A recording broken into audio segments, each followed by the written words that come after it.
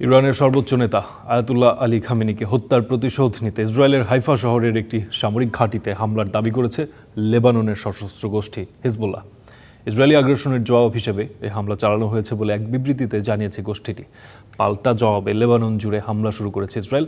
এর মধ্য দিয়ে ভেঙে গেল ইসরায়েল হিজবুল্লাহর মধ্যকার ২০২৪ সালের নভেম্বরে হওয়া যুদ্ধবিরতি। ইসরায়েলের সম্ভাব্য নতুন হামলার শঙ্কায় আতঙ্কিত লেবাননের বৈরুতের বাসিন্দারা। শহর ছেড়ে নিরাপদ স্থানে যাওয়ার চেষ্টা করায় সড়কগুলোতে সৃষ্টি হয়েছে তীব্র যানজট, অনেক জায়গায় স্বাভাবিক চলাচল প্রায় স্থবির।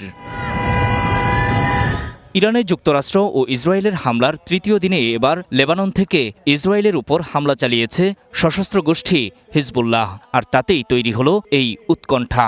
হিজবুল্লাহর হামলা চলমান যুদ্ধের আরেকটি নতুন ফ্রন্ট খুলে দিয়েছে। ইরানের সর্বোচ্চ নেতাকে হত্যার প্রতিশোধ হিসেবে এই ক্ষেপণাস্ত্রগুলো ছোড়া হয়েছে।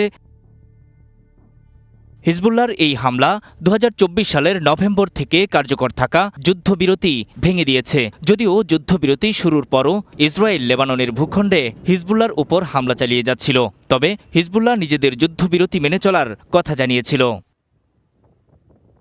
যুক্তরাষ্ট্র ও ইসরায়েলের যৌথ হামলায় খামেনি নিহত হওয়ার পর এটি হিজবুল্লাহর পক্ষ থেকে প্রথম বড় ধরনের সামরিক পদক্ষেপ।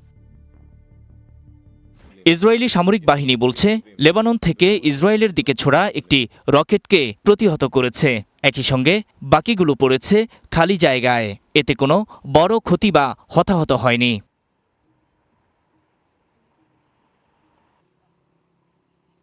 এদিকে ইসরায়েলি সামরিক বাহিনী জানিয়েছে, হিজবুল্লাহর হামলার জবাবে বৈরুত এলাকায় সংগঠনটির কয়েকজন শীর্ষস্থানীয় নেতাকে লক্ষ্য করে হামলা চালিয়েছে তারা। এছাড়া ইসরায়েল দক্ষিণ লেবাননের ৫৩টি গ্রাম ও শহরের বাসিন্দাদের নিজেদের বাড়িঘর ছেড়ে নিরাপদ স্থানে সরে যাওয়ার নির্দেশও দিয়েছে।